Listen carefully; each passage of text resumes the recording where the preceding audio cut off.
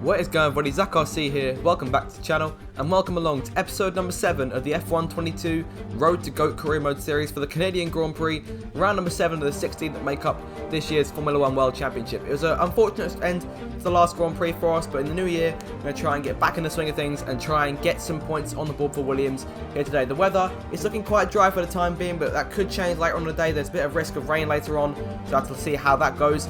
In terms of the Drivers' Championship, Lewis Hamilton still leads the way over Sergio Perez and Max Verstappen, so we're looking to try and extend that lead over the course of today. And we start back in P14, one of our better qualifying sessions over the course of the first 7 races of this season, so try and score some points if we can, because we're this high up the field compared to where we normally are. In terms of race strategy here, as we lie on the grid waiting for the start, we're going to start on the hard tyres this time, and we're going to try and go longer with the first stint and go on to a set of mediums until the end. So should everything go to plan, it should be a routine one stop as always, and we're going to downsize the fuel as usual before we get underway. Right, no more talking, it's time for action in the Canadian Grand Prix as we go now to 5 red lights for the start of round number 7 of the championship.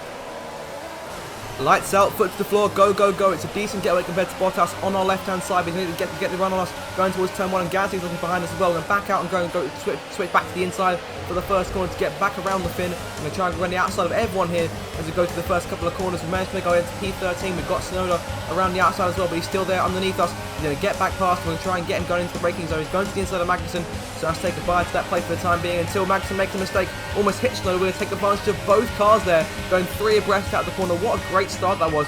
Up into P12 here, so we gained 2 places off this first sector or so, and we're now chasing the 2 McLarens of Ricardo and Norris, and look how close we are to the points already. We know we're starting it quite high up compared to where we usually are, but that was quite a great start, gaining 2 places, tried to run the outside, and it worked for us. Moving on to the end of lap number 2 now, the start of lap 3, jumping quite a bit further ahead. The DRS has been enabled for the first time in this Grand Prix, and it could be crucial to helping us get around Daniel Ricciardo, our next target on the racetrack. So we push later on in towards the end of the lap. The DRS deployed for the first time down the penultimate straight, going towards the final corner where the Wall of Champions is waiting for us.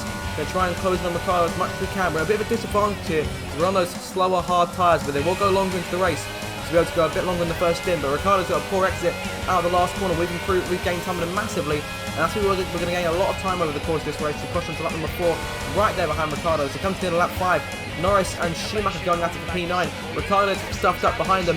We're going to look to the outside of Schumacher. We're going to get a front row seat for this battle. We also want to try and get involved as well, so we're going to try and make a move on the Australian. Can't quite do it into turn 1. We're going to try and go on the outside at turn 2. Similar to how we did at the start, going around the outside of the Honey Badger. And we're making it work. If we can get the traction off the corner, we might be able to do it, but Ricciardo peels back through on the inside, so he's going to get in front of us. Going to try and move to the inside once again, go on the grass a bit. Oh, he's a bit of contact there, and we almost spun out. That was a scary looking moment, and Magnussen almost tries to take us, but we get back around him on the inside. There's a bit of contact there, not quite what we're to do. Magnussen gets squeezed out, Sonoda takes through P13, but very close to ending our race there and chasing down Ricciardo. We've had no luck with that. She put us up number 8. He's 1.2 seconds clear of us and chasing Mick Schumacher. Norris has pulled away into P9, so it's just those two we're chasing for the time being. And Sonoda's still there as a threat behind us. Yellow flag for the back, and that looks like our teammate Alexander Albon. It may have a problem here this early on in the race. He's definitely slowing up, so it could be a retirement for him, and that's not a good sign. There is the confirmation. Alexander Albon out of the Canadian Grand Prix. And that's a big one for us. There's another caution in front of us. That's Mick Schumacher, who's crashed on the exit of the last corner. Not in the Wall of Champions, but to the inside wall, and the safety car has been deployed for the first time in the race. We've got a strategy change here. The pit at the end of this next lap, gone to a set of medium tyres. A bit earlier than we anticipated. The hard tyres haven't quite run their distance yet, but we've done a decent job on this first stint. So have a look at the replay of what happened to Schumacher as he makes his way to the last corner. I think he just went a bit too hard on the throw out of the last corner, hit the barrier on the outside, and unfortunately hitting the wall. He didn't lose any tyres of the car, but he did have to retire it on the main straight. So we're coming to the pit lane now for our first stop of the race, staying within the limit, so no penalty for us this time. We've done very well with pit entry so far this season. No penalties applied to us. We'll try and get the right turn in here for the stop. In we come. It's an optimal turn, and it's actually helped us in terms of making the stop. It's a 2.4 second pit stop, which is within the estimated stop time, but slightly slower than we might have liked. So hopefully that can improve later on in the race. We're down to P17 here, but we've made that first stop. So we've lost track position, but it'll be worth it later on when everyone comes into the pit lane. So as we skip forward now towards the end of the safety car period, Leclerc there in the lead, Verstappen in second, and Ricciardo up in third. So we're going to restart down in P17. Magnussen pitted as well, so he's there behind us. And Guan Yu Zhou will be our next target. Lando Norris also came into the pits. Ricciardo stayed out, that's why he's up there in third.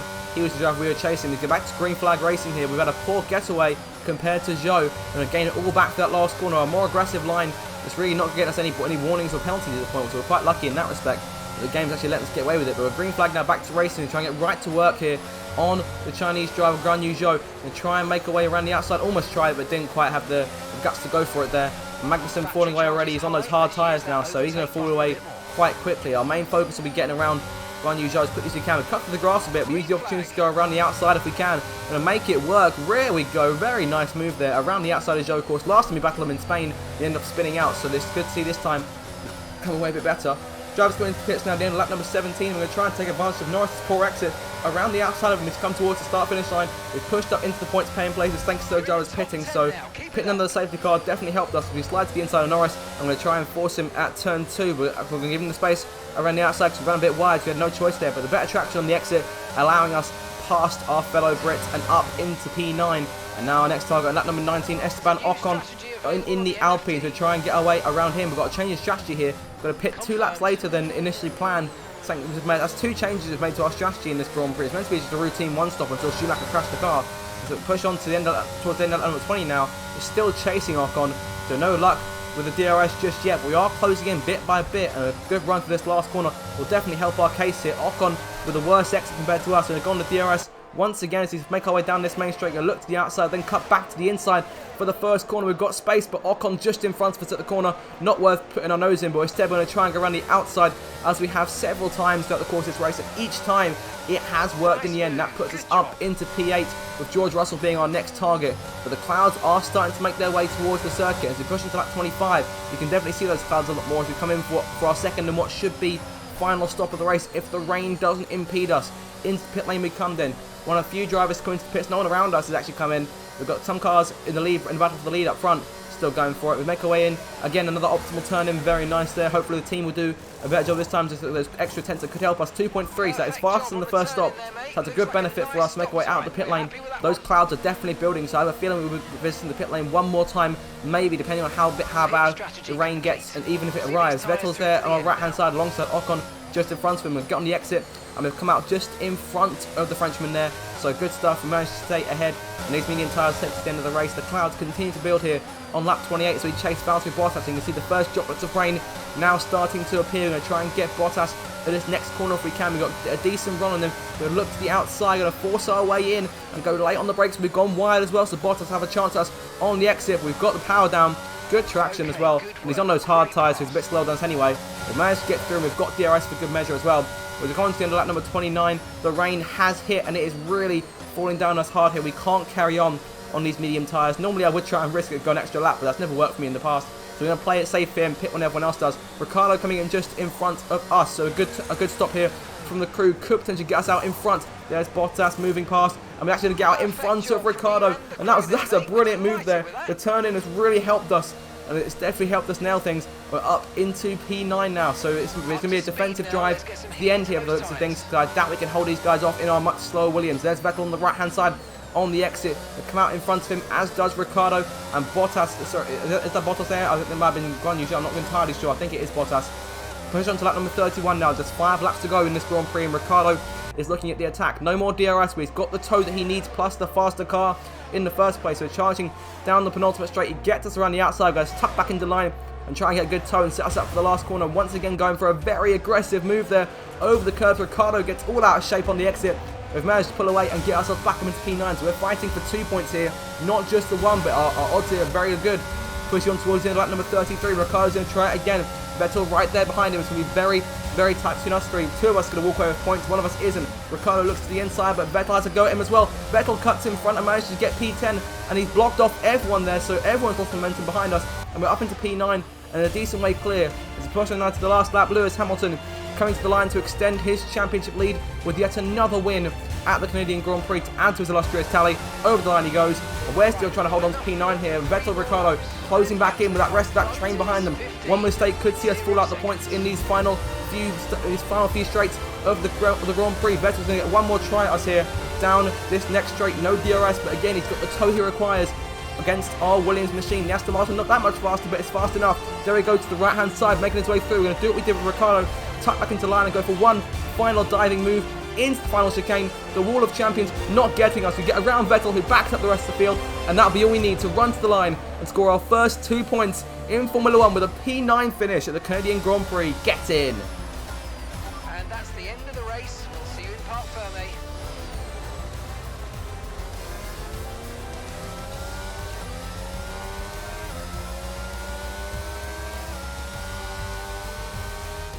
They take the checkered flag then here in Canada in what has been another fabulous Grand Prix.